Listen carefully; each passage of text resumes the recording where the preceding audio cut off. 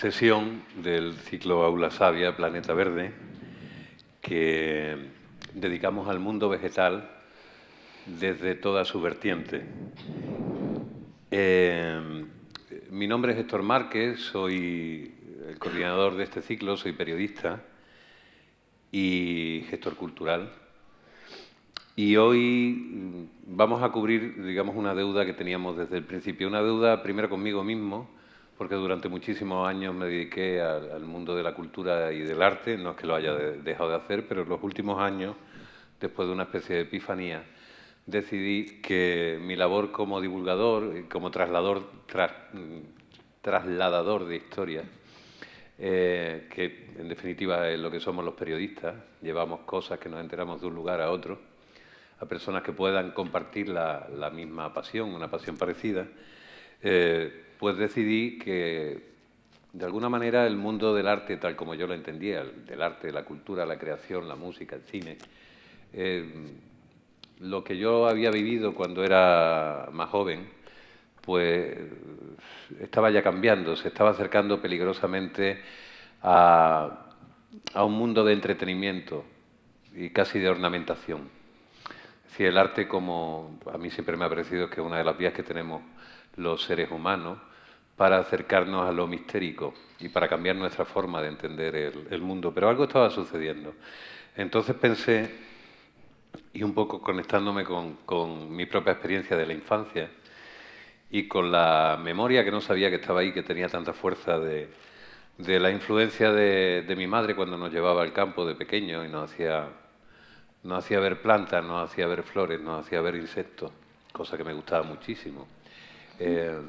Pues en un momento determinado, como decía, tomó cuerpo y hizo que intentara dedicar mi labor de divulgación a la divulgación de la importancia del mundo vegetal en todo su aspecto. Entonces este ciclo trata de ecología, trata de medio ambiente, pero trata también de salud, trata también de alimentación, trata de entender cómo el mundo vegetal es no solo el más importante numéricamente hablando que existe en la biosfera. No sé si ustedes saben que la biosfera, que reúne a todos los organismos vivos, el mundo vegetal supone el 99,7% de lo vivo en nuestro planeta. El resto somos todos los demás. Animales, insectos y, en una millonésima parte, los hombres, que nos empeñamos de una manera bastante tenaz en intentar cargarnos lo que nos hace vivir. Porque las plantas nos hacen vivir de todas las maneras. Nos dan la alimentación, nos dan la salud, de ellas han salido las medicinas a lo largo de toda la historia. Nos han procurado también los tejidos con los que cubrimos nuestra piel. Nos han procurado también materiales para hacer nuestras casas y cobijarnos. Pero es que lo que somos, lo que nos define como especie, eso que llamamos cultura, civilización, deviene de agricultura. Cuando los hombres se hacen sedentarios y dejan de ser recolectores y cazadores, empiezan a plantar, a elegir semillas, nace la agricultura, que no quiere decir otra cosa que el cuidado de la tierra. Y a partir de la agricultura surgen las historias, surgen las canciones, surge la lengua, surge todo. Este ciclo lo que intenta es descubrir la importancia de esos seres sésiles que no se mueven de lugar, que no hablan, pero que sin embargo, como bien dice y demuestra el profesor neurobiólogo italiano Stefano Mancuso, que ya pasó por aquí en estas mismas aulas, son inteligentes, tienen un tipo de inteligencia completamente diferente al nuestro. De hecho, él divide hasta 17 tipos de inteligencia en el mundo de las plantas y son sensibles. Como sea, para cerrar el círculo, en todas las cosas que hemos hecho aquí, que hemos tratado de todo, de religión, de alquimia, de todo, nos faltaba esa conexión fundamental que tenía que ver con el mundo del arte. Como decía, cerrábamos así un círculo. Y hoy vamos a hablar, pues, de alguna manera vamos a hacer un doble homenaje. Personalmente, lo que sea yo, bueno, se lo debo a mi madre y a muchas mujeres, que son las que han guiado mi camino, siempre. Ella me enseñó a leer y me enseñó la curiosidad y me enseñó también el campo y la importancia de lo bello, lo vivo, lo efímero, la relación con la naturaleza.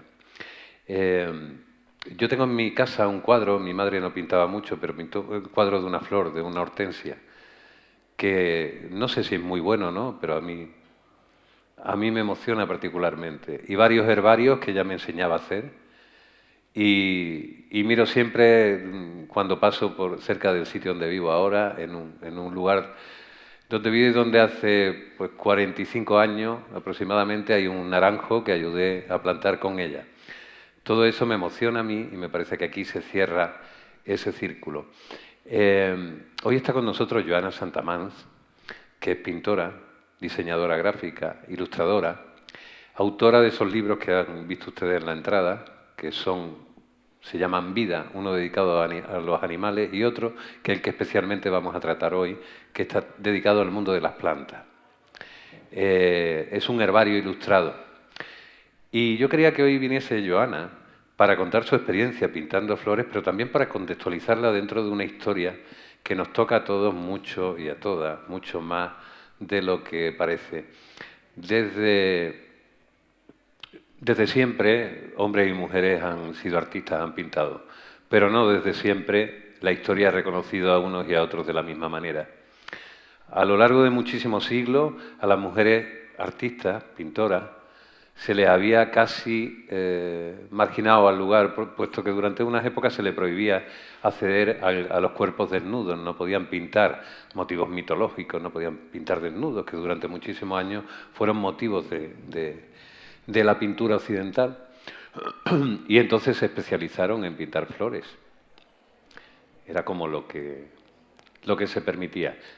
Muchas mujeres se saltaron eso y ahora, felizmente, la nueva historiografía está descubriendo la importancia que había. Incluso muchas mujeres que firmaron con el apellido y los nombres de hombres para poder seguir haciendo su arte. Hay que entender ahora, echando la vista atrás, cuán valientes fueron. Y hoy queríamos, antes que nada, para contextualizar y ahora charlar con Joana, hacerle un repaso mínimo de mujeres y artistas que pueden ustedes ver.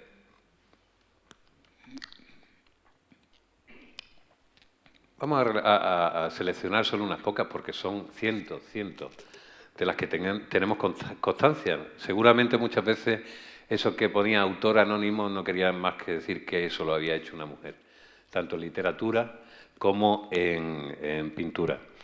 Sin embargo, esta mujer, de la que no sabemos mucho, esta es una ilustración de un códice miniado de una copia que existe en Girona del famoso Beato de Liébana.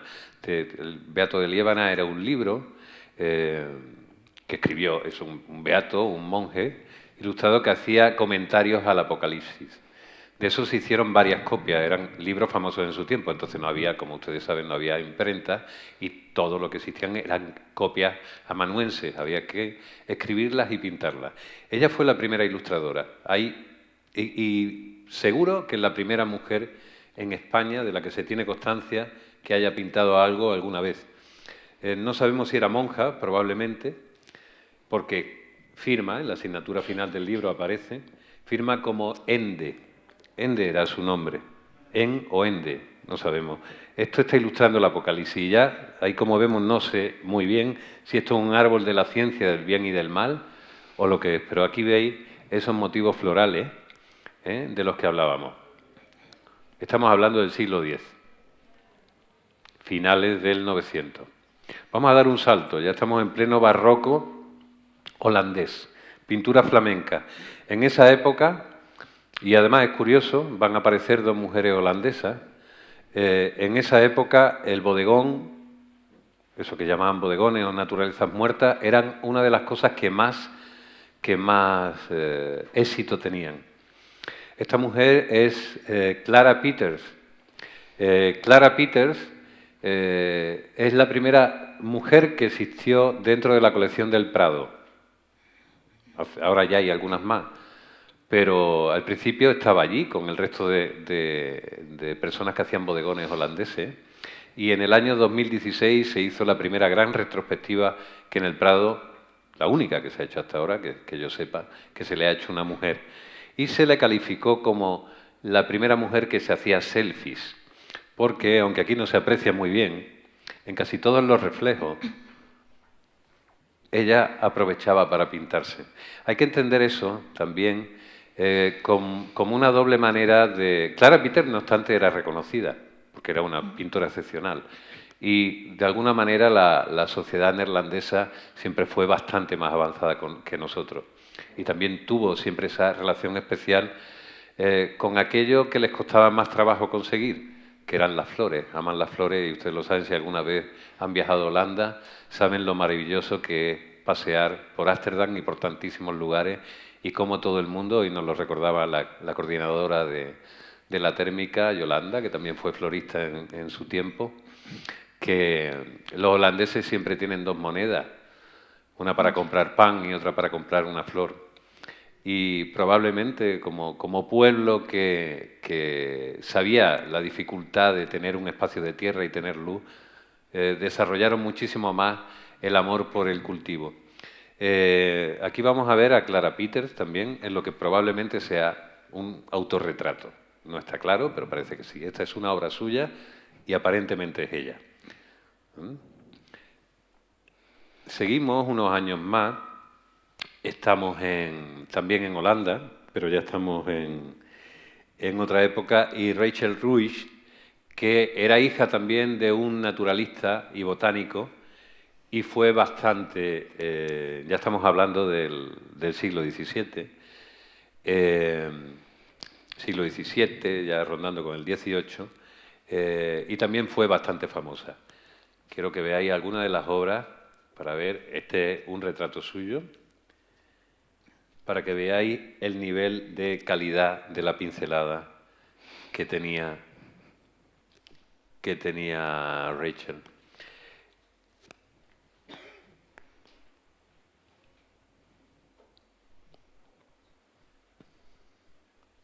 Estas son obras de mujeres que no hemos estudiado normalmente nunca en los libros de texto, pero que si no supierais si es mujer o hombre que lo pinta, os daríais cuenta que no existe ninguna diferencia. Aquí estamos con otra mujer, esta es alemana. Esta es una mujer muy curiosa también, porque era científica y era ilustradora. Se llamaba María Sibila Merian y tuvo una vida además de muy ajetreada. De hecho, se le atribuyeron amoríos con el que entonces era el gobernador de Surinam, lo que hoy son las Guayanas holandesas, y era una entomóloga. Ella fue la primera persona que dibujó, ilustró todo el proceso de los insectos y también el de muchísimas flores. Aquí os voy a enseñar bastantes de sus ilustraciones. Esta es ella. Y aunque tuvo que luchar mucho en su época también por el reconocimiento de su labor como mujer, y también formaba parte de una familia donde le habían enseñado tanto a ilustrar como el amor a la naturaleza. Estamos hablando de la época de Humboldt, poco antes de la época de Humboldt, es decir, de los grandes exploradores. Al final de su vida, no ya al final de su vida, hoy en día se le ha reconocido, incluso aparece, como ahora veréis, en algunos billetes del Deutsche Bank. Veis la maravilla de algunas de sus ilustraciones. Esto eran ilustraciones.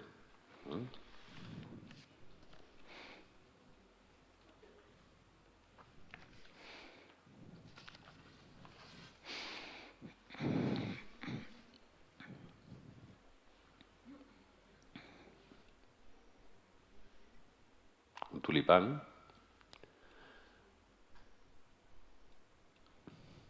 ¿Veis? Al final fue reconocida. También es verdad que Alemania nos lleva también unos cuantos años de ventaja en esto del reconocimiento del valor femenino. Aquí tenemos a una pintora china, siglo XVIII, Yun Bing, hija, una de las tres hermanas de una dinastía de pintoras florales, que además fue muy reconocida en su época y pintó para el emperador chino de la dinastía que entonces reinaba. Una delicadeza impresionante.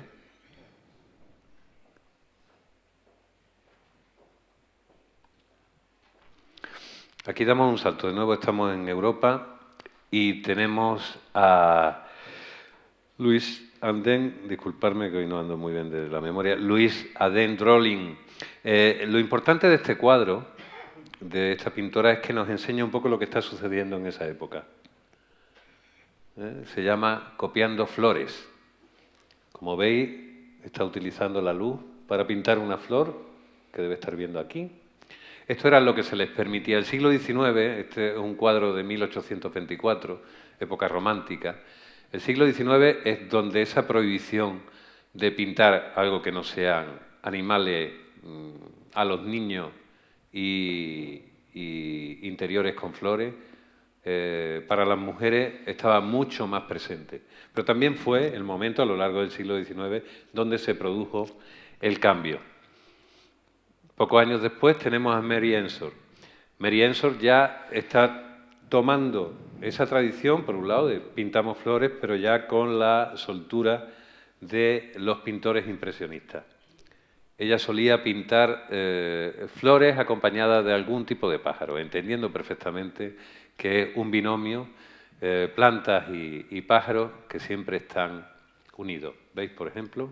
Aquí veis esa pincelada más suelta. Pintaba muchísimos nidos con flores. Estos deben ser flores de almendro junto a un nido de pájaro.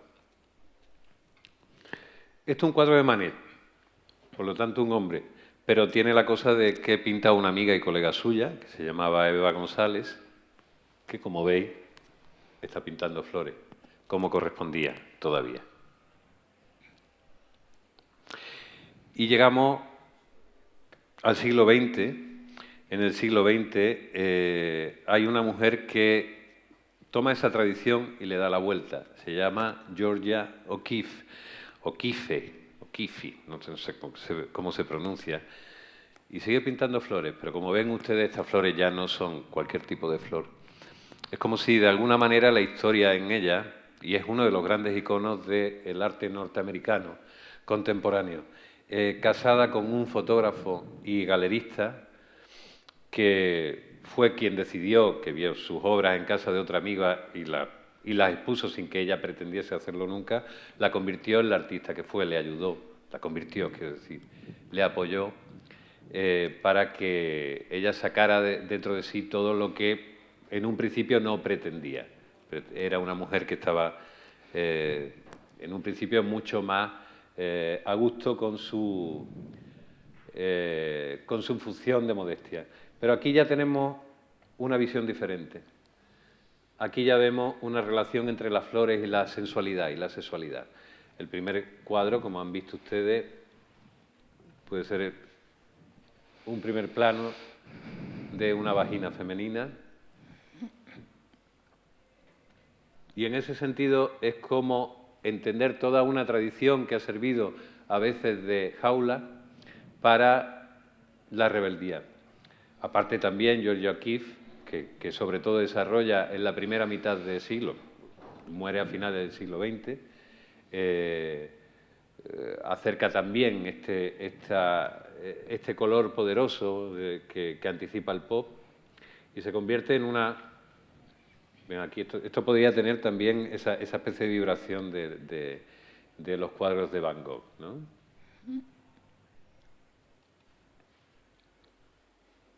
Ven ustedes, no hace falta mucha imaginación para descubrir otras cosas en estas flores, otras flores en estas flores. Esta es Georgia O'Keeffe. Y con esta imagen de Georgia O'Keeffe pasamos al presente, a la realidad, a contextualizar. Aquí tenemos a Joana, que ha vuelto a pintar flores. En un momento donde lo que se pintan no son flores. Esta cosa que ahora llaman vintage o de modé. ¿Cómo? Yo quiero primero que nos cuente, Joana, ¿cómo te da a ti por pintar flores? ¿Esto qué es? ¿Es un encargo? ¿Es una pasión que tú tienes? No, ¿qué va? No sé. Empecé con el primer libro, tenía ganas de pintar pájaros, tengo un poco una deria coleccionista yo. Y no sé, al final, hablando con editores y tal, pensamos que igual estuviera bien añadir mariposas, otros insectos y peces, y al final se convirtió en un bestiario un poco más completo. Y queríamos añadir las flores, porque como tú decías, pues va muy ligada las flores con los insectos y los pájaros. Y al final cayó este capítulo porque es que no llevaba 300 ilustraciones, era intentar abarcar demasiado y dijimos, oye, vamos a hacer una colección. Y aquí ha surgido el segundo.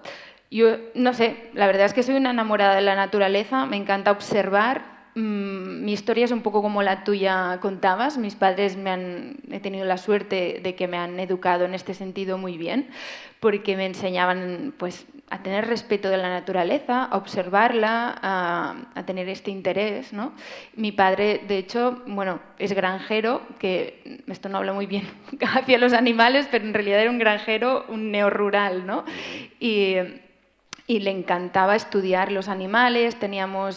Él criaba conejos, pero teníamos pues ahí un cercado con un poco de todo, con patos, con ocas, con caballos, y aparte salíamos a la montaña muy a menudo. O sea que ya está en mí desde niña este interés de observar y quedarme alucinada y maravillada de lo que hay ahí fuera, ¿no?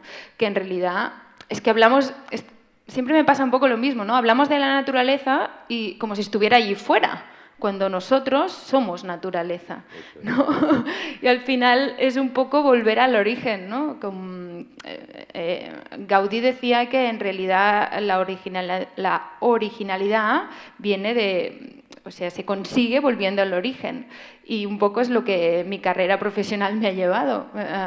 Empecé pintando un poco más rollo graffiti, inventando más, colores más pop y tal, y no sé por qué he ido a parar aquí. Es como si quisiera conquistar la técnica, observar, maravillarme de lo que hay fuera, porque es que es como una meditación al final pintar, observar y trasladarlo con el material pictórico, ¿no? Y al final, ahora leíamos con mi compañero, Pablo Dors, que no sé si lo conocéis, es el nieto de Eugeni Dors y se ha vuelto un meditador nato, y decía que a la vida no hace falta añadirle nada para que sea más vivo, sino que al final... es observarla y ya está todo, ¿no? Ahí, como más le añades, más la complicas y más la matas, la vida, ¿no? Y me parecía que era tal cual un poco lo que me pasa, que al final parece que hacer arte sea hacer así, ¿no? Soy artista, ¿sabes? Uy, qué rara, ¿no? No sé. Yo es que disfruto de la acción. De hecho, llevo una vida monacal cuando pinto. Para este libro, solo la realización de las pinturas, 7 meses estuve encerrada. 7 meses. Encerrada, o sea, fines de semana, cada día, 12 horas. Y luego Claro, antes sola. hubo la búsqueda de contenidos, que nos llevó pues 1 año y medio, que esto sí que, bueno, vas combinando con más cosas, pero los 7 meses de realización son totalmente intensos, ¿no?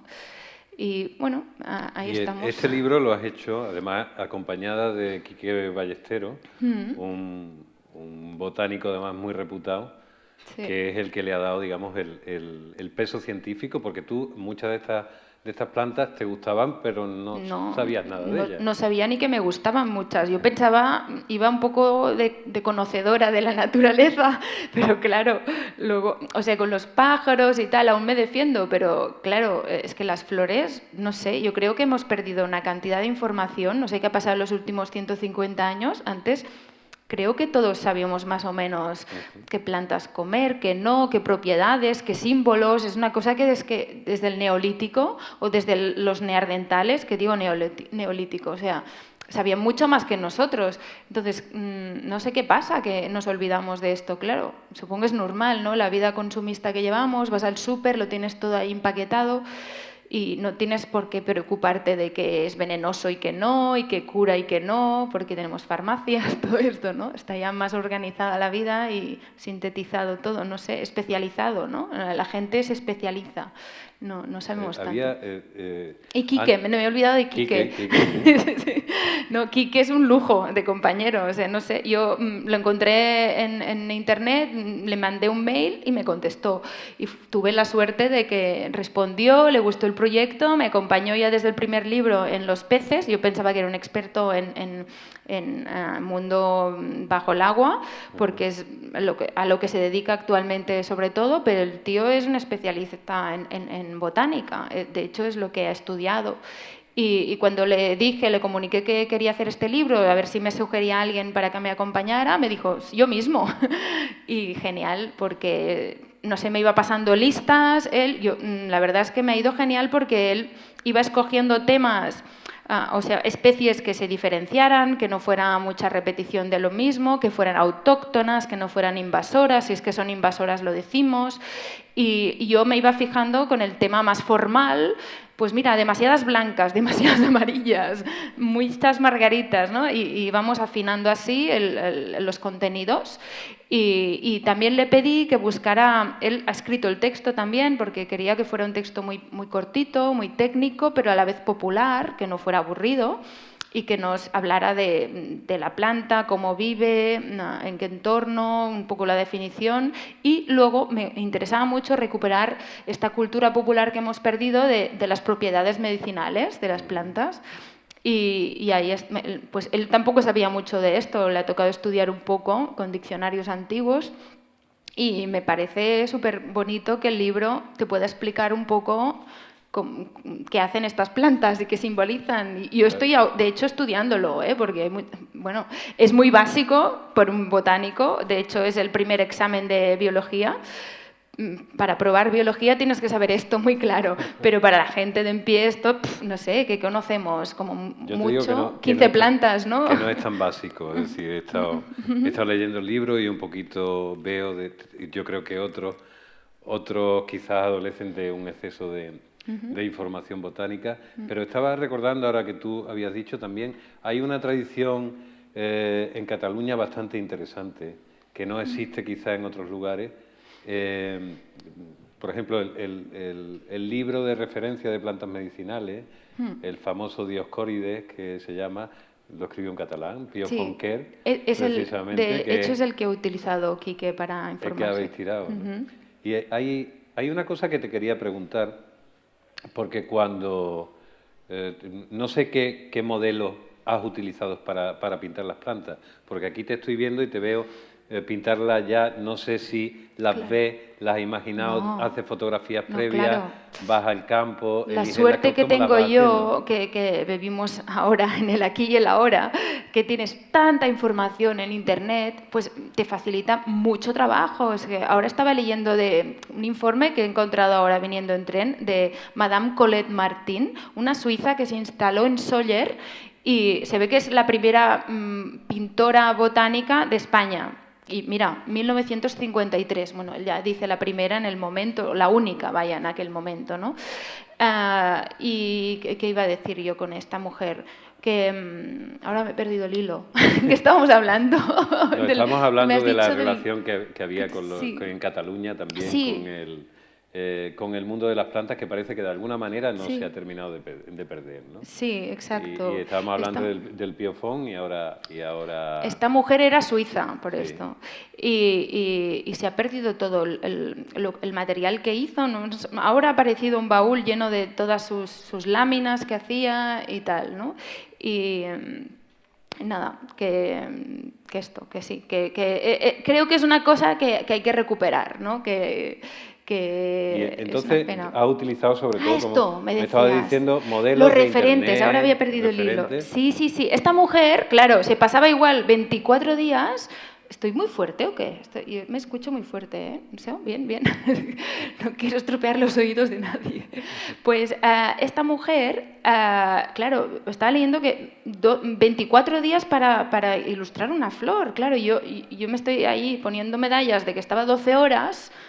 Claro, 24 días, no sé. Supongo que es muy diferente pintar a partir de una foto que desde una planta al natural, e irla a observar, no sé qué, encontrar el día día que florece, la época del año, imagínate, yo hubiera necesitado 10 años para hacer 150 especies. Claro. Ella en toda su vida, pues igual hizo esto, ¿sabes? En 33 años. Claro, es lo bueno de la nueva tecnología, ¿no? Yo, pum, pum, pum, pum, hicimos una selección, yo visionaba un montón de flores que había en internet con este nombre en latín, le enseñaba a Quique para que me lo validara. A partir de allí creaba mi imagen tipo, que ponía el pétalo de aquí, la flor de allí, y me imaginaba cuál era la forma más idónea que representaba aquella flor, ¿no? Y a partir de allí también me lo volvía a validar Quique, a ver si me había inventado algo o no, porque al final era él quien firmaba también y no queríamos ensuciar su nombre, y yo también quería que fuera riguroso el libro. Y a partir de allí, pues pintaba. Y sí, en este caso, además, a diferencia del primer libro, pintaba primero a la acuarela y luego me apetecía mucho hacer pinceladas al óleo, porque venía de hacer una exposición de gran formato al óleo, porque aparte de libros hago expos y al final es el mismo mundo pero en formatos distintos, ¿no? Pues ya sean pinturas grandes, libros o aplicaciones, pues ya sea papel pintado, moda, no sé, un poco es esto, ¿no? O murales para restaurantes y hoteles. En este sentido, pues me apetecía que el libro no fuera solo de acuarela, sino... Es que me encanta el ejemplo y la historia que nos has hecho en esta intro maravillosa. De hecho, hay muchas de las pintoras no me acordaba del nombre, pero es que tengo postales del Prado. ¿Cómo se llama? Rachel, creo, la que hacía bodegones de naturaleza muerta, que eran impecables, con fondo negro, que me inspiraron totalmente de hacer esta cubierta, ¿no? Sí. Y claro, que pensaba, ¿cómo consiguen esta maravilla, esta profundidad, esta perspectiva, esta vibración de colores? Es el óleo, ¿no? Entonces le quise añadir óleo encima de la acuarela para que vibrara mucho más el color. Y ha sido para mí una novedad y un experimento, porque sobre papel no había pintado al óleo. He encontrado materiales de secaje más buenos y que eran más rápido. Y luego, claro, no los podía guardar en una carpeta. Entonces iba metiendo todas las láminas con pinzas y agujas clavados en todo mi estudio, que quedó completamente forrado de plantas y me sentía como en un gabinete de naturalista del siglo XIX y de repente me emocioné, digo, wow, acabo de viajar en la historia. Y de hecho me fue muy bien porque me dio una perspectiva muy completa del material que tenía en conjunto, que lo podía ir equilibrando, ¿no? A diferencia del primer libro, como lo vas metiendo en carpetas, porque claro, 300 láminas, no sabes dónde meterle el trabajo, ¿no? Y claro, me gustó mucho, ¿no? Lo que fue pasando, esto de colgarlas. Tengo fotos y tal, igual están... El proceso ahí. Hay una cosa que me estaba llamando la atención, que es como cuando hablamos de los cuadros, por ejemplo, cuando estábamos hablando de María Sibila, que viajó a países exóticos y que muchas veces la labor de los naturalistas, ilustradores, era mostrar aquello que era absolutamente desconocido para no solo para el objeto de estudio de los científicos, sino para el pueblo. No sabían que eso existía, que esas flores y esas plantas existían. Ahora mismo, gracias a la globalización, podemos tener plantas. Málaga es un ejemplo de eso, porque además tiene toda esa biodiversidad climática y aquí tenemos un montón de especies subtropicales y de otros lugares que han arraigado bastante. Es decir, es ahora bastante más extraño ver nuestras especies autóctonas mediterráneas que las especies subtropicales. Tenéis un montón de ficus y palmeras, he visto. Sí, no solo eso, sino que además tenemos en toda la zona de la Sarquía, somos quizá, bueno, sin quizá, somos la parte de la costa de Málaga, la costa occidental de Málaga y la de Granada, es el lugar de cultivos subtropicales más importante fuera de las zonas tropicales de Sudamérica y Asia. Quiero decir que los aguacates, todas las frutos, los lichis, las pitayas, las papayas, los mangos, todo eso crece allí desde hace apenas 30 o 40 años con enorme facilidad y tenemos uno de los grandes jardines históricos botánicos, también gracias al empeño de una mujer, que es el Jardín de la Concepción, que fue gracias al empeño de Isabel de Livermore, que era la esposa de un rico comerciante que además fue uno de los prohombres que generaron la Málaga moderna, por decirlo de alguna manera,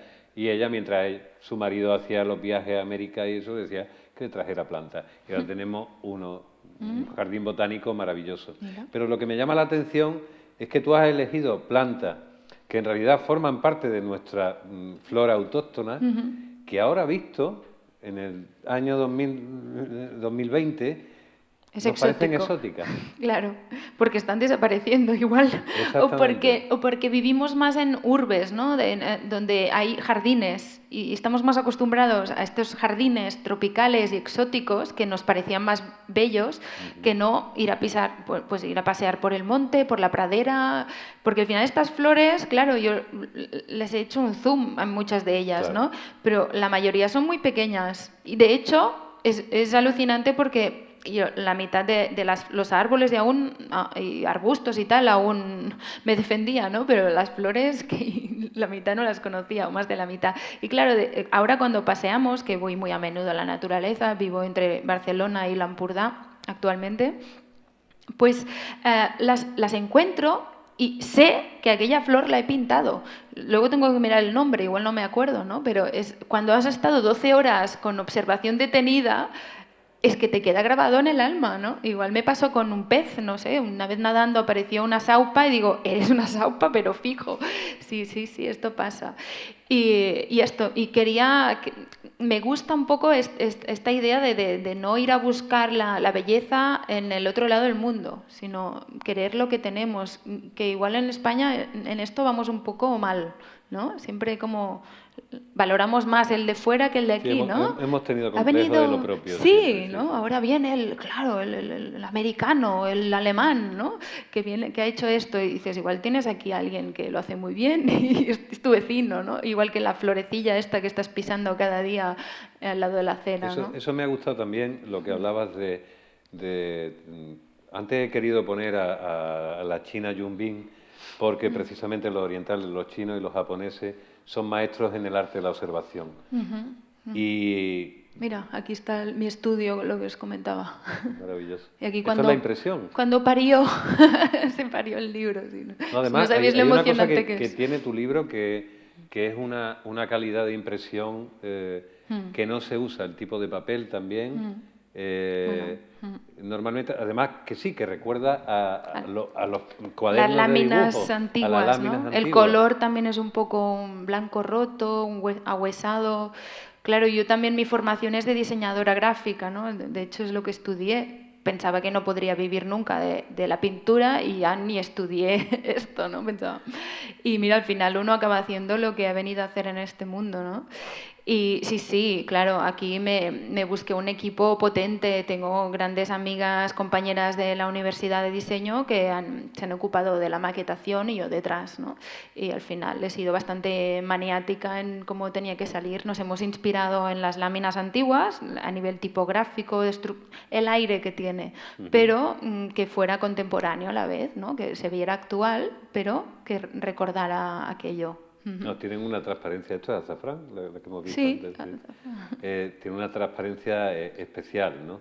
Y hay una cosa, en el momento en que tú te pones a pintar una planta, antes he dicho, las plantas son sésiles, no se mueven de sitio, eso es lo que quiero decir, pero siempre tenemos la idea de que las plantas no se mueven, cuando en realidad se mueven mucho más rápido, si hablamos en el término vital, se mueven muchísimo más rápido que nosotros los animales, solo que a otra escala. Bueno, y las técnicas que han desarrollado, ¿no? Como el diente de león, por ejemplo, que es como una técnica aeronáutica de última generación, que con un soplo, aquella esfera perfecta, que con un soplo todas las semillas se van y viajan y se expanden, es perfecto.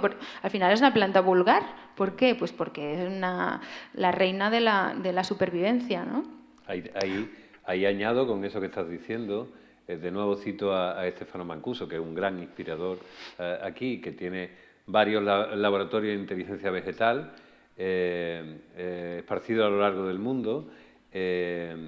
Cuando se empezaron a pensar los robots que investigaban la superficie de Marte, tuvieron al final que copiar el diseño de un tipo de semilla. ¿Ves? Entonces han hecho unos nanorobots pequeñitos que hacen igual que una de estas semillas, no recuerdo ahora mismo de qué planta, que cuando salen hacen así, clac, y se van clavando en el suelo. Porque las corrientes que hay en la superficie de Marte eran bastante potentes. Entonces, eso les permite a esos nanorobots colocarse allí y no perderse con ese tipo de corrientes y hacer lo que es decir. Las plantas se están convirtiendo ahora, recientemente, bueno, estamos hablando de una cosa, ahora con Internet decía, Internet es una mala copia de lo que es un bosque, básicamente, que eso a veces se nos olvida, es decir, es aquel lugar que tú no puedes intentar cargártelo, pero siempre surge por otro lado, es decir, es una entidad colectiva, ¿no? Y está todo conectado por debajo, de manera invisible.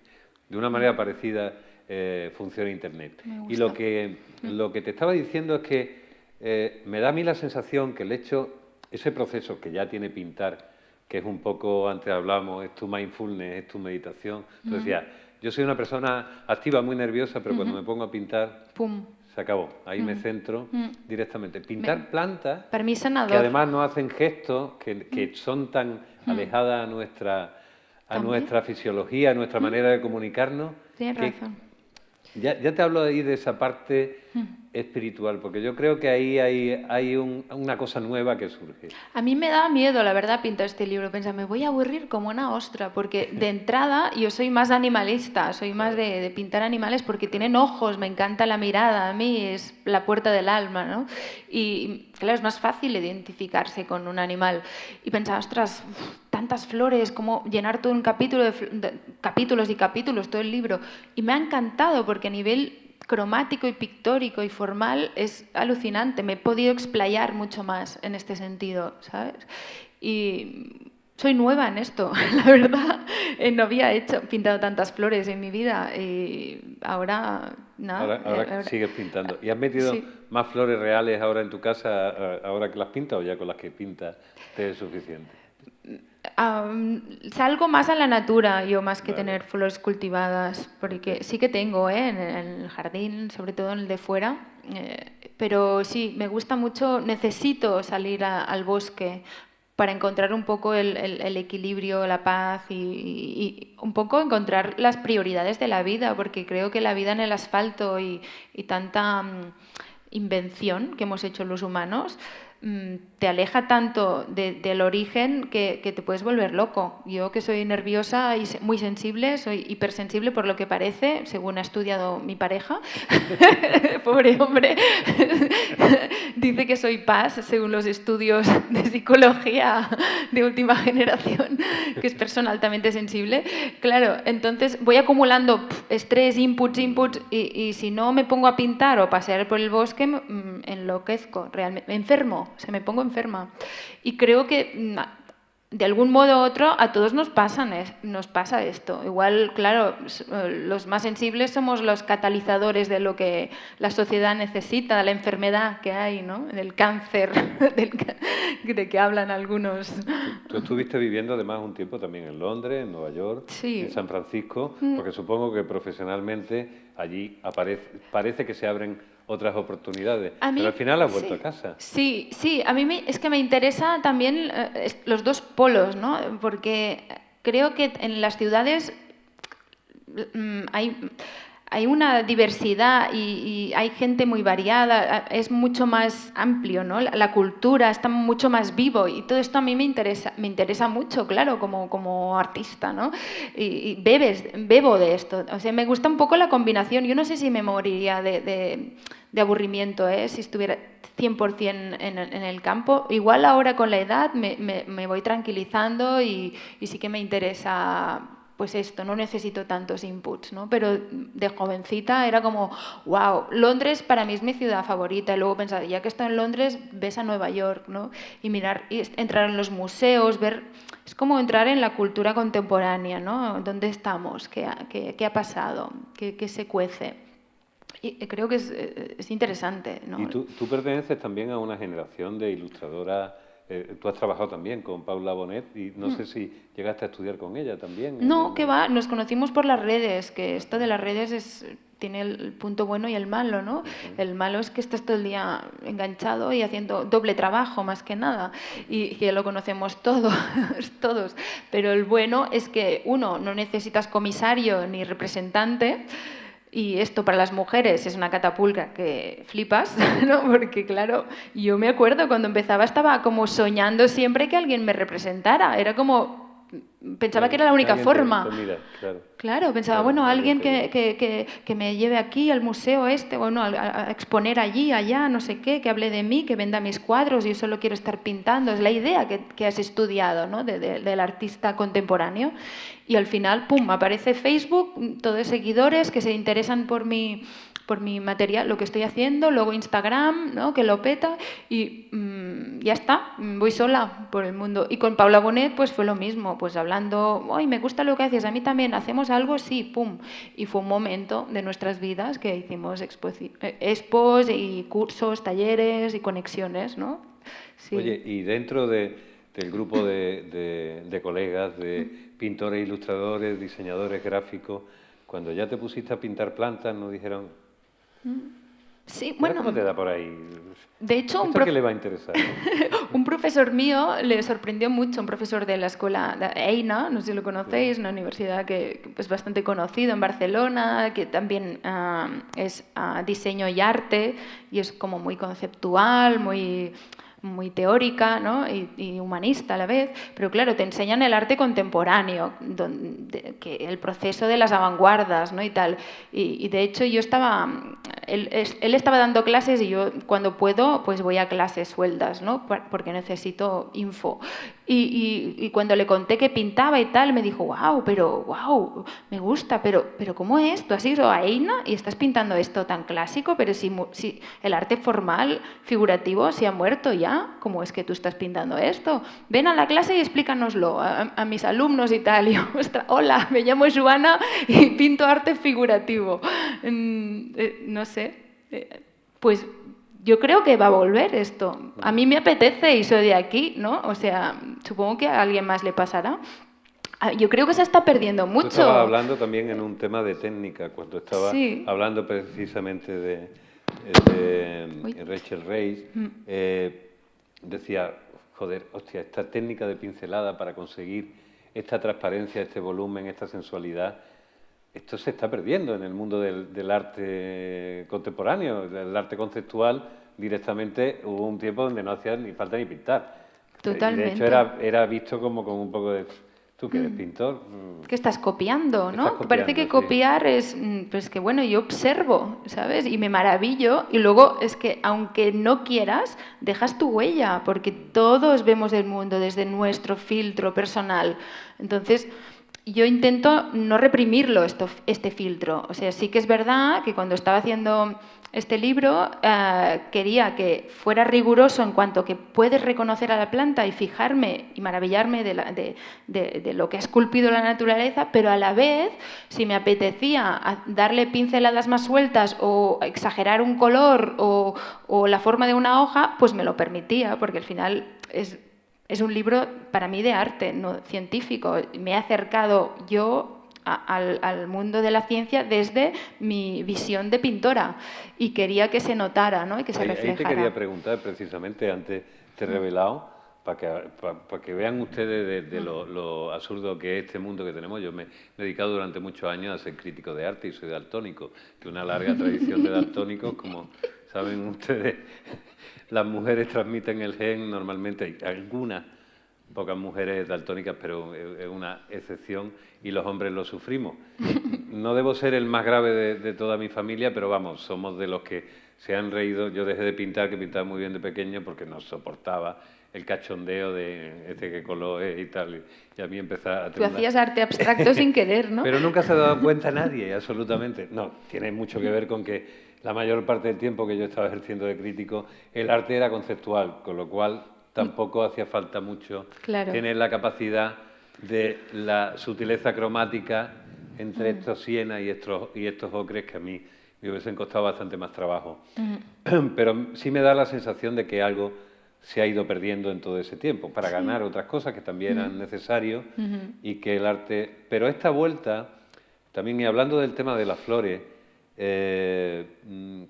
las flores han tenido a lo largo de toda la historia un significado. Yo no sé si se acuerdan de que había un lenguaje de las flores y Y nuestras madres o nuestras abuelas todavía sabían que decía, esto era sencillez, esto era humildad, esto era arrogancia, y cada flor representaba de alguna manera una potencia caracterológica, por no hablar de que su representación más abstracta se ha convertido en algo importante de identificación simbólica, incluso secreta, a lo largo de la historia. Pero hoy para nosotros es todo eso significado y esa relación con el misterio que estoy convencido que tiene el mundo vegetal, se ha ido perdiendo. Cuando tú has empezado a meterte en ello, ¿qué es lo que más te ha llamado la atención? ¿La textura, la belleza, la forma? Hablo ya de ti como artista, cuando te enfrentas al mundo vegetal. ¿Qué es lo que más te ha llamado la atención? Hombre, es que es una explosión de colores y de formas que es impresionante y de hecho cuando más te vas metiendo, más lo vas disfrutando, ¿no? Y al final un artista lo que busca son excusas para continuar investigando en la materia, ¿no? En el material, en la mancha, en la línea, en la composición y recrearte en la pincelada, ¿no? Y precisamente el óleo a mí me da mucho porque la cremosidad que tiene te ofrece una diversidad de colores que no puedes conseguir tan bien con la acuarela, ¿no? Con la acuarela también es súper divertidísimo, ¿no? Porque le vas metiendo agua y van pasando cosas que controlas, pero no, y es la gracia, ¿no? Entonces, las dos cosas mezcladas me ofrecían transparencias, locuras inesperadas, cosas más controladas y una cromática muy potente, porque el óleo es mucho... ¡Buah! Le metía manchas en el óleo, con la segunda capa con el óleo adquiría una potencia que era mucho más interesante para mí como pintora. Y al final, pintar es pintar, da igual lo que pintes, es que da igual, da igual. A mí me inspira esto y creo que además puede ayudar a que queramos más lo que tenemos en nuestras tierras, porque al final conocer es querer. Y si no conoces, pues no puedes querer. Si no conoces, no amas, y si no claro. amas, no cuidas. Exacto. Eso está claro. Antes estabas diciendo que te has permitido determinados lujos. ¿Hasta qué punto has forzado la máquina diciendo, vale, esto es un rosa pálido de naturaleza, pero yo aquí le voy a meter un pin flamingo que te muere? ¿Cómo es la cosa? ¿O has sido bastante respetuosa? Intentaba ser respetuosa, pero no exagera.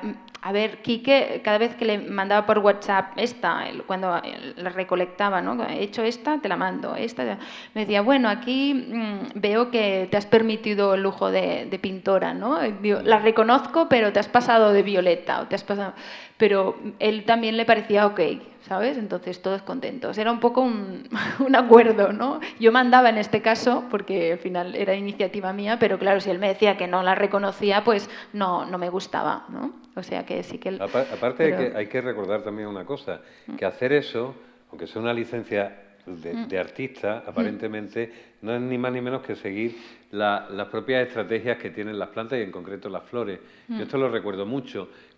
Nosotros hemos crecido ya con plantas que tienen flores y creemos que eso ha sucedido siempre. No, durante muchísimas centurias, milenios, y las plantas no necesitaban las flores, eran otro tipo de plantas. Eran esporas, ¿no? Pues se reproducían claro, como los helechos. Y no teníamos los vectores que hacían falta. Es decir, las plantas, que son los organismos mutantes más fascinantes de toda la Tierra y que han ideado una forma de supervivencia en la cual no mueren cuando le arrancas algo. A nosotros la mayoría nos arrancan un brazo y bueno, no morimos, pero estamos jodidos. Pero tú vas cortando la planta y la planta se las arregla para seguir viviendo, aunque le cortes plantas. Y después, pues las pobres no pueden quedar, no tienen un Tinder de plantas, no dicen, oye, vamos a reproducirnos, tal. No. Entonces hacen falta que vayan otros, terceros, a reproducirla. Entonces se inventan una cosa maravillosa que son las flores. Las flores, el ejemplo más claro que tiene la naturaleza vegetal, que demuestra el engaño bien entendido. Es decir, cómo fascinarte. Y de hecho hay muchas plantas que según el entorno y según cuáles sean los organismos que haya en ese espacio que actúen como vectores de su reproducción, cambian su color, cambian su forma para ser atractivos a aquellos animales o a aquellos insectos o incluso a los humanos, que nosotros nos creemos que no. Nosotros nos creemos que lo depredamos todo Mira, ahora que es que Mira. quería ilustrar tu comentario con las Fíjate, orquídeas. ahí está. Con las orquídeas es alucinante lo que han hecho, ¿no? O sea, la flor imita el abejorro, la especie tipo de abejorro que la va a polinizar para reproducirse. Y al final, claro... Sí, cuando el abejorro se da cuenta que es mentira, que está con una muñeca hinchable, ya a esas alturas, con una abeja hinchable sería en este caso, sí. A esas alturas ya está, ha hecho crecer un montón de plantas, evidentemente. No, es alucinante. Luego, Quique me contaba que a nivel molecular somos mucho más parecidos a las algas verdes que no a las pardas. O sea, tú ves una alga parda, una así marroncita y otra verde y dices, bueno, estas son algas, ¿no? Parecidas, las pones en el mismo cajón, pero no. Una de la otra son alienígenas totalmente, molecularmente son otra historia. Y se ve que nosotros, los Homo sapiens, provenimos de las plantas que han salido a tierra, verdes, que vienen de las algas verdes. Y se ve que algunas plantas de estas que se atrevieron a poblar el ecosistema fuera terrestre, al final volvieron al agua, como la posidonia, que la tenemos pues por aquí, ¿no? Aquí no sé si tenéis, pero en las Baleares hay un montón, en la Costa Brava también hay. Me han contado, pero no lo puedo revelar, que ya saben cómo acabar con las plagas de posidonia. ¿Ah, sí? No puedo decir porque un amigo científico dice que lo vamos a publicar en una semana. Bueno, top secret. Pero es muy sencillo. Al final es muy sencillo, para que veamos la magia de la naturaleza. No, ya se enterarán ustedes. Pero es curioso porque pensamos que son algas, las posidonias, y no. Son plantas terrestres que han conquistado el agua otra vez, pero en realidad necesitan el oxígeno. O sea, no pueden vivir sin salir fuera. Quique me decía que las plantas acuáticas, de hecho, odian el agua. Han ido allí, pues, no sé, pues para no tener competencia o lo que sea, ¿no? Pero como los nenúfaros o no sé cuáles más ahora... Pero, los lotos, los nenúfares, sí, muchas plantas. Bueno, las posidonias... Hay de agua, por supuesto. Sí. Bueno, y luego otras cosas, no sé, las plantas, la drosera, por ejemplo, que es una planta carnívora, que además yo la utilizo mucho para curar el constipado, la tos. ¿Cómo se llama esa? ¿Esa cómo se llamaba? ¿Qué está? Esa sí. En castellano, jacinto comoso. Un jacinto, vale. Sí, es rarísimo. Bueno, tienes la casa llena de... Tiene la casa que es un... Sí, bueno... Un Edén, directamente, ¿no? Sí. Bueno, esta es la azucena. Es que al final, claro, a partir de finales del siglo XIX, o sea, casi el siglo XX, empezamos a cultivar flores para jardines, pero antes solo las flores que había en los conventos o jardines eran arbustos, pero no estaba lleno de flores como ahora conocemos los jardines, ¿no? Y claro, se han manipulado genéticamente y las vemos como súper grandes, con muchas, como las rosas, ¿no? Que tienen cantidad de pétalos, pero la rosa originaria tiene 5 pétalos solo, es la rosa canina. Y esta es la azucena, ¿no? Que supongo que es bastante... Oye, ¿y tienes algunas favoritas que dices, estas son las mías, no sé por qué? Ostras, porque no dicen sé. eso de que eso que hablamos del lenguaje de las flores, que la elección también de una flor favorita, se juega mucho a eso también. Durante una ¿quién época, seré yo? ¿Quién seré yo? ¿Quién seré yo? De alguna manera te identifica o habla de Sí, ¿no? Y claro, si la pobre mujer que dice que le gusta el cardo, que con la mala fama que tiene el cardo. A mí me encanta. Es maravilloso porque es precioso. además son los mejores limpiadores hepáticos que hay. Eso ¿verdad? lo hemos olvidado. Pero lo que es, mira, la tiraña, no sé si la conocéis, pero también es pegajosa. Y se ve que todos los insectos se quedan aquí atrapados y se alimenta, como viven en zonas que le falta, no sé qué producto químico le falta, qué elemento químico le falta, lo complementa su alimentación con esqueletos de animales. Algunas son bellas asesinas. Sí, esta sí, es como le dice, aparentemente inocunda, es una depredadora insaciable. Sí. Pero no me has dicho un lobo con piel de cordero, la define Quique. No me has dicho cuáles son tus favoritas. Es que, ¿sabes qué me he enamorado de todas? Es que yo soy muy coleccionista y me gustan verlas todas juntas. Y cada vez que vendo un original se me rompe el corazón porque se rompe la familia. Y me gusta cómo se complementan. A ver, Yo como pintora me gustan las que tienen mucha mancha de color, ¿sabes? Porque me encanta la pincelada, el color. Entonces, lo que sé, la dormidera, la amapola, la peonia, todas estas que tienen pétalos grandes de color, el lotus, ¿sabes? Me gustan más. Que las pequeñitas, quería matar a alguien cuando estaba viendo, ¿sabes? El tomillo o el romero con Pero como también las te ha ayudado hojitas. eso que tú contabas antes. Mira, esta también, la rosa canina, me parece preciosa. Qué Ahora maravilla. claro, es que es el origen de las plantas de jardín, ¿no? Y es ver qué pasa, ¿no? De dónde vienen. Y claro, esta la veo muy a menudo en el bosque de por allí. Y bueno, y esta también, me encanta el aroma. Claro, yo soy enamorada O sea, que también una de los gallumba, aromas. un gallumbo. Sí, ¿cómo lo decís? Aquí Es retama una de olor sí se hizo la gallumba. gallumba, ¿le decís Gallumba, aquí? sí. Ginesta en catalán. Sí. O sea, al final uno aprende los nombres de su tierra, De su ¿no? Y que tierra. cambian tanto. Claro, Quique se lo sabe los científicos, ¿no? Esto es Es curioso. ideal para viajar por el mundo y comunicarse con todo el Es mundo. curioso que estamos aquí, que la última persona que vino aquí a hablar de flores también trajo, que es otra bióloga. Esta la tenéis por Pita, aquí, supongo, sí, bastante, claro. ¿no? ¿Cómo? Pita, ¿no? Aquí, sí. Las pitas, sí. Y luego la chumbera, La ¿no? chumbera, sí, la opuntia. Esta es una de las que más estamos sufriendo. ¿Sí? Porque están en todo el Mediterráneo, están sufriendo una plaga de cochinilla blanca y las está ¿Ah, sí? arrasando. Sí, sí, Pues sí. allí tenemos a raudales, hay un montón.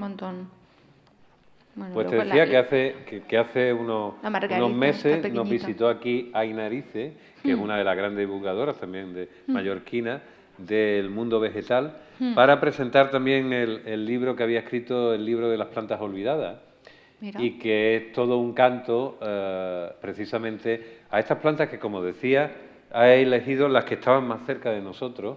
Claro, en muchos casos aquí hay un criterio también de belleza, pero dándote cuenta de algo, que toda planta es un supermercado y un hospital en sí misma. Sí. Y después un regenerador de suelo si sabes entenderla y sabes utilizarla. Es decir, que las plantas son Bueno, los un matorrales, remedio ¿no? constante, ¿no? Ah, ya. Quieres decir, para el ecosistema y luego Exactamente. los principios activos Para para nosotros, nosotros. Y sí. No, a mí me parece que es muy bonito volver a aprender esto, ¿no? Y hay mucho trabajo porque hemos olvidado casi todo.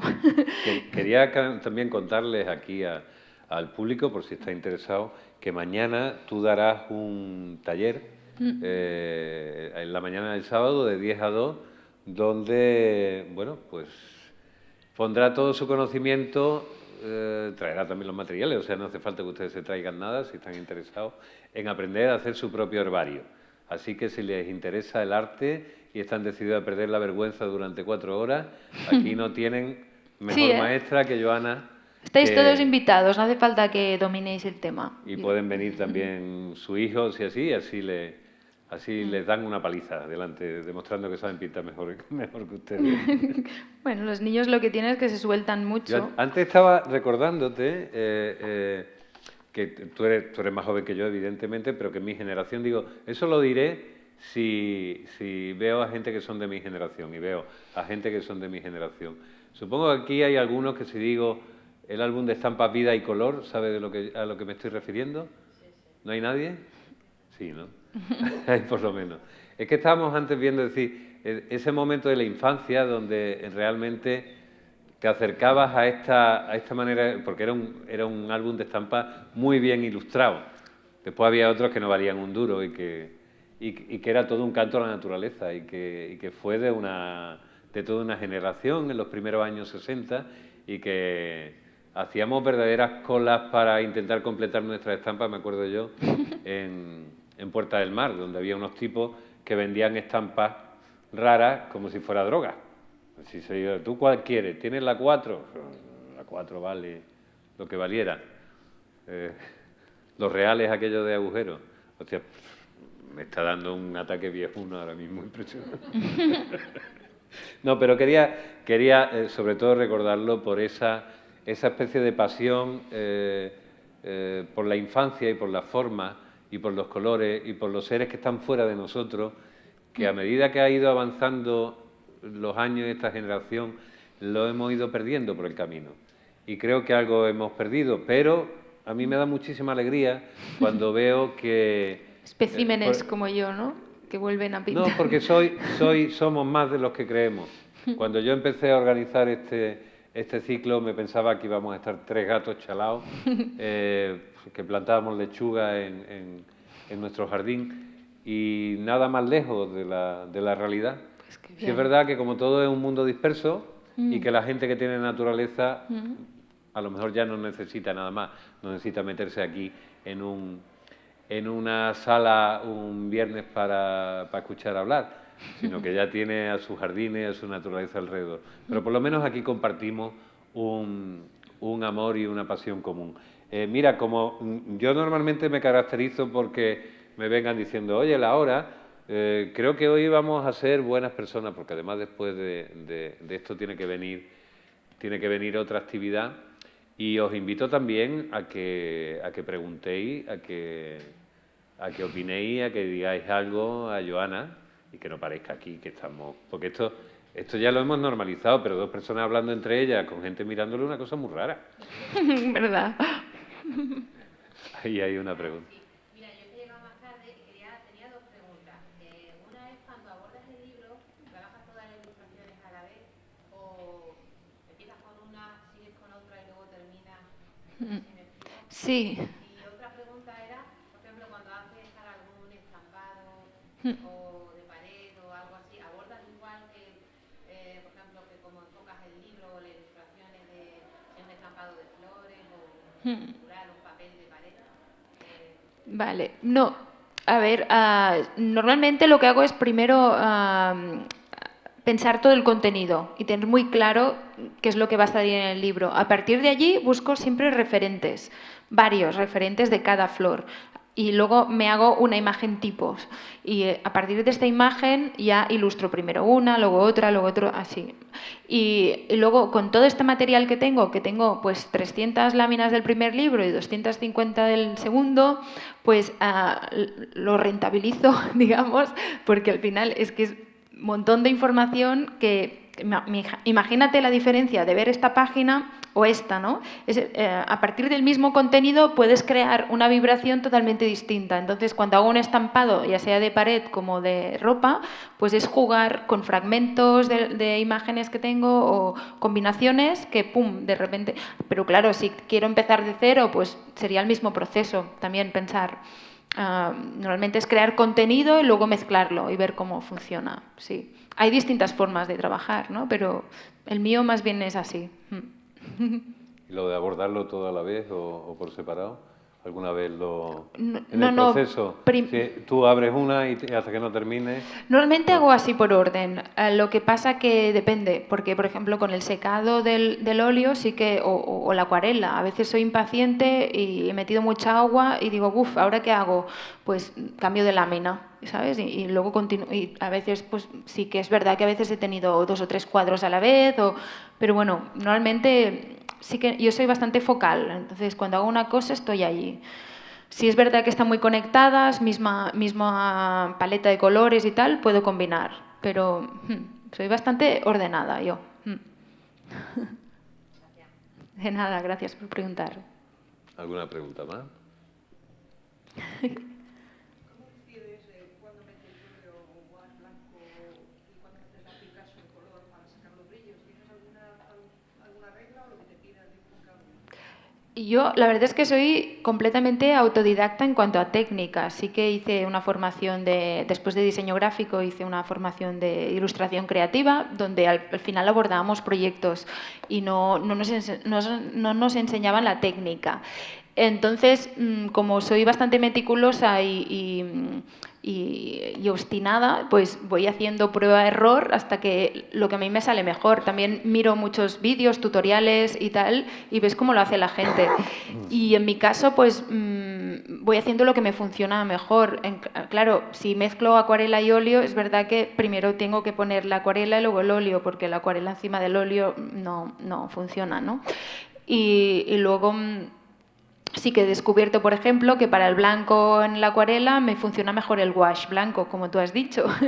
y entonces es genial, tengo el bote de wash. Pero si quiero que brille más el blanco y que sea más potente, pues le meto óleo. Y yo ya me imagino, como al final ya tienes un poco los resultados en la cabeza, pues ya sé cómo empezar o cómo conseguir el resultado que me imagino, ¿sabes?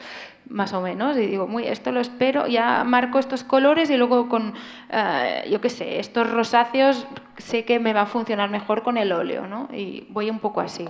Al final vas haciéndote un poco experta en lo que haces, ¿no?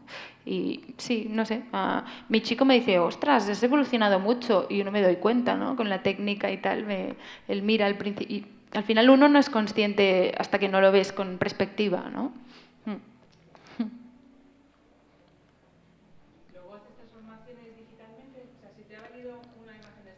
Manualmente y quieres hacer una tela, por ejemplo, ¿sí que usas combinación? Claro.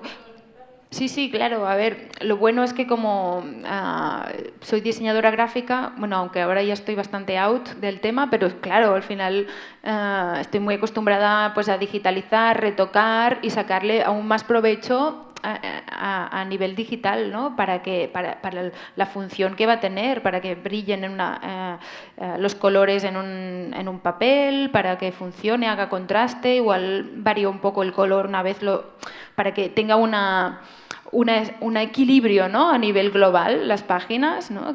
Y luego, cuando ya quiero hacer un estampado, bueno, hay muchas técnicas de rapport y todo esto, ¿no? A mí se me escapa un poco, pero más, y lo que hago normalmente es de directora de arte. Hago como un feeling, ¿sabes? Unos murales la energía o el concepto de cómo quieres que vibren los colores, cómo quieres que se combinen las formas, y luego ya lo presentas. Normalmente cuando hago cosas así son en colaboración con empresas que son expertos en el tema.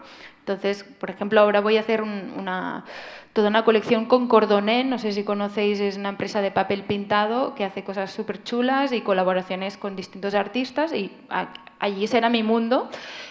Y aprovecharé muchas cosas que tengo de estos libros, que al final seguramente el resultado será muy distinto, ¿no? de lo que vemos aquí, y así es como trabajo.